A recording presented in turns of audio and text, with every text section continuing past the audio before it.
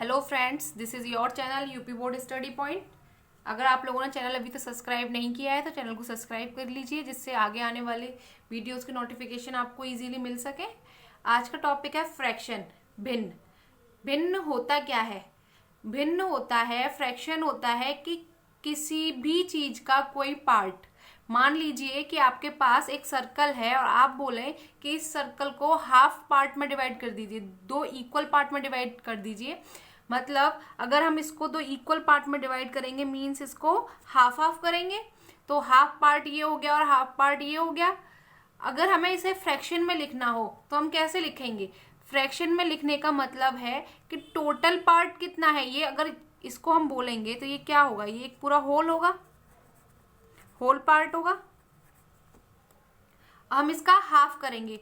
अब हमने जब हाफ किया है तो इसके होल पार्ट के कितने पार्ट हो गए? 1 और 2। तो जितने भी पार्ट होते हैं उसको लिख लेते हैं हम नीचे। और हमने बोला है कि मुझे हाफ पार्ट चाहिए, मतलब इसमें से दोनों में से एक हिस्सा चाहिए। तो एक हिस्सा कौन सा हो गया? ये वाला। तो जो हिस्सा हमको चाहिए हम क्या लिख देंगे? ऊपर 1। तो हाफ पार्ट क्या हो गया? 1/2। तो यही जो हम नंबर्स लिखते हैं फ्रैक्शन में, अपॉन में लिखते हैं 1/2, 3/4, 5/6, ये सब क्या होते हैं? फ्रैक्शन होते हैं। फ्रैक्शन को लिखने का सही फॉर्मेट है, जैसे ये सर्कल है, अगर इससे बोला जाए कि 4 पार्ट, इसमें 4 पार्ट कर दीजिए, और जो ये शेडेड पार्ट है इसको फ्रैक्शन में लिखिए, तो टोटल हमारे पास कितने पार्ट है? 1 2 3 4 पार्ट्स हैं। तो हम क्या करेंगे? टोटल पार्ट्स को लिख देंगे हम नीचे, और जो शेडेड पार्ट है उसको हम लिख देंगे ऊपर। तो शेडेड पार्ट कितना है? 1। तो ये कितना हो गया? 1/4। अगर हमारे पास शेडेड पार्ट 2 होते तो हम इसे फ्रैक्शन में कैसे लिखते? फ्रैक्शन में हम लिखते टोटल पार्ट्स कितने हैं? 4, और शेडेड पार्ट्स कितने? 1 और 2। तो ऊपर लिख देंगे हम 2। तो ये हो गया हमारा फ्रैक्शन। अब ये हो गया फ्रैक्शन। अगर हम बोले कि ऊपर वाले पार्ट को हम क्या बोलेंगे और नीचे वाले पार्ट को क्या बोलेंगे? हम ऊपर वाले पार्ट को बोलते हैं न्यूमरेटर, एंड नीचे वाले पार्ट को बोलते हैं denominator.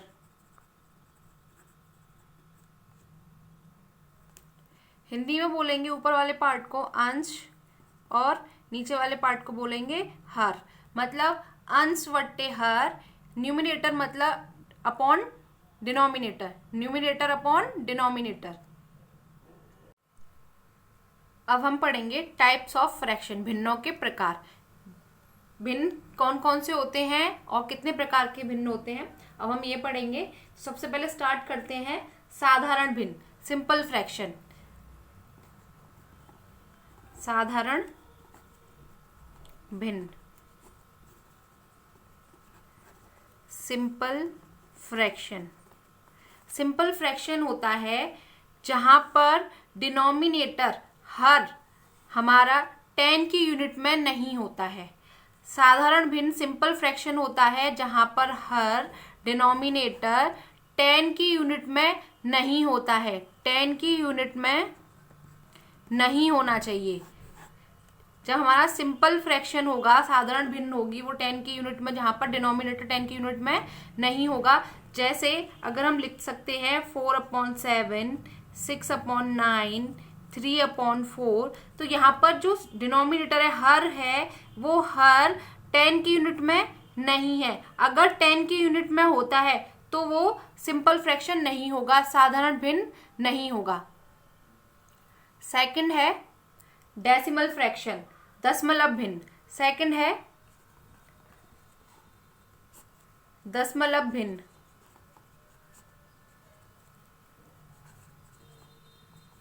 Decimal fraction. Decimal fraction होता है जहां पर डिनोमिनेटर 10 की यूनिट में होता है, जहां पर डिनोमिनेटर हमारा हर 10 की यूनिट में होता है। जैसे हम एग्जाम्पल लिख लेते हैं 2/10, 3/100, 4/1000।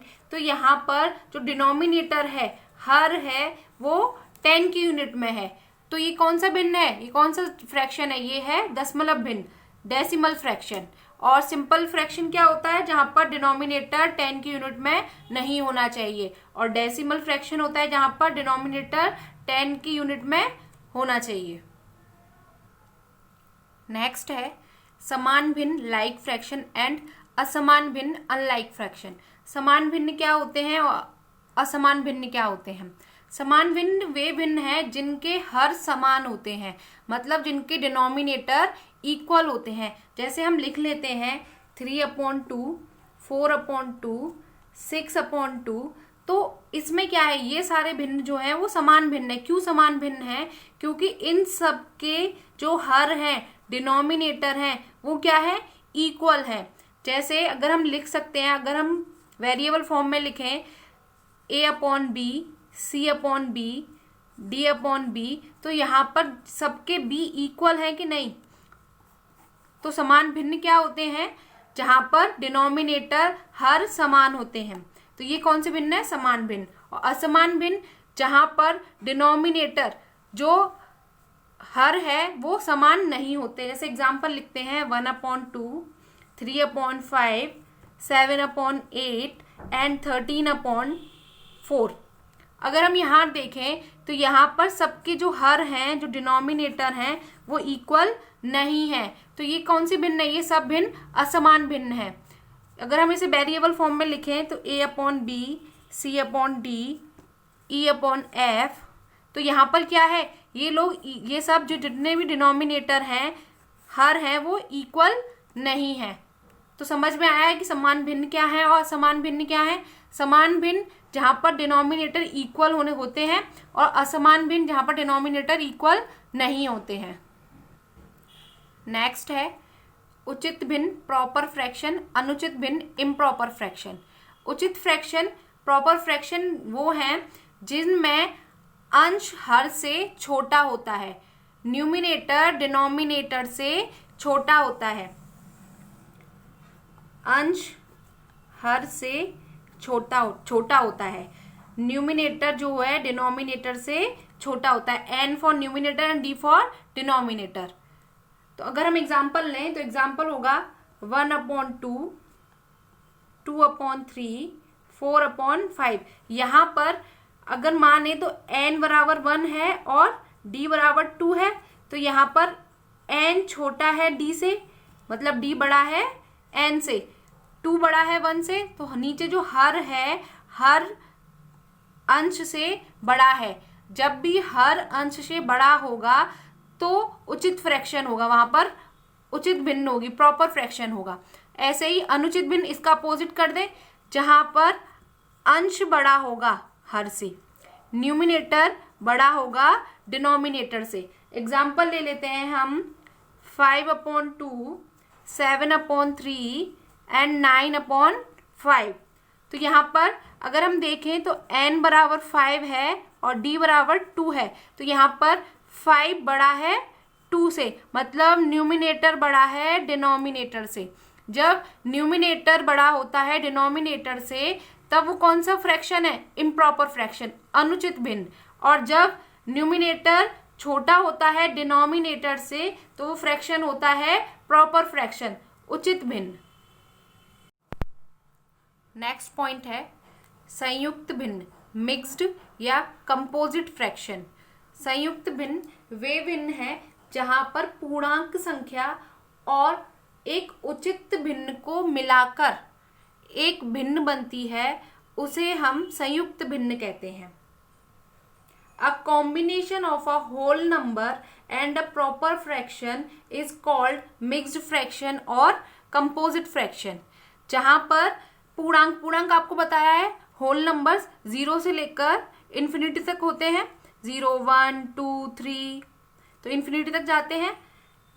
और अभी मैंने बताया था आपको कि उचित फ्रैक्शन क्या होता है, प्रॉपर फ्रैक्शन क्या होता है, उचित भिन्न क्या होती है। तो जहां पर उचित भिन्न, जहां पर अंश हर से छोटा होता है, तो वो क्या है? उचित भिन्न। जैसे अगर हम मान लें कि अगर एक होल नंबर ले लें हम 1 और एक उचित भिन्न ले लें 1/2, अब इन दोनों का जो कॉम्बिनेशन बनेगा 1 होल 1/2, तो ये जो कॉम्बिनेशन बनकर आया है ये कॉम्बिनेशन होगा मिक्स्ड फ्रैक्शन, संयुक्त भिन्न, जहां पर हम अगर हिंदी में बोले तो सही बट्टे में, जैसे 3 सही 2/5, 3 होल 2/5, तो ये क्या हो गया, संयुक्त भिन्न हो गई, मतलब मिक्स्ड फ्रैक्शन हो गया। अगर अब हमें इसे मिक्स्ड फ्रैक्शन को अगर हम सिंपल फ्रैक्शन में चेंज करना चाहें तो चेंज कैसे करेंगे, तो चेंज करेंगे पहले हम क्या करेंगे, इन दोनों का मल्टीप्लीकेशन करेंगे। 3 5 जा 15 एंड देन इसको क्या करेंगे, ऐड करेंगे। इन दोनों का मल्टीप्लीकेशन करना है और जो आंसर आएगा उसको 2 में ऐड कर देना है। तो 5 3 जा 15 एंड देन इसको हम ऐड कर देंगे तो ये क्या हो जाएगा, 17। अब हमें इसे सिंपल फ्रैक्शन में लिखना है तो जो नीचे है डिनोमिनेटर में उसे तो हम नीचे ही छोड़ देंगे और जो हमारा ऊपर सॉल्व कर कर आया उसे हम कहाँ लिख देंगे, न्यूमिनेटर में लिख देंगे। यहां तक समझ में आया कि संयुक्त भिन्न, मिक्स्ड फ्रैक्शन या कंपोजिट फ्रैक्शन क्या होता है। एक बार फिर से समझ लेते हैं। संयुक्त भिन्न मिक्स्ड फ्रैक्शन वो फ्रैक्शन है जहां पर एक होल नंबर और एक प्रॉपर फ्रैक्शन से जो मिलकर कॉम्बिनेशन बनता है उस कॉम्बिनेशन को हम संयुक्त भिन्न या मिक्स्ड फ्रैक्शन कहते हैं। जैसे हम लिख सकते हैं कि अगर हम मान लें एक होल नंबर ले लें 1 और एक प्रॉपर फ्रैक्शन ले लें 1/2 और इनका एक कॉम्बिनेशन बना दें 1 होल 1/2, तो ये क्या हो जाएगा, एक मिक्स्ड फ्रैक्शन हो जाएगा।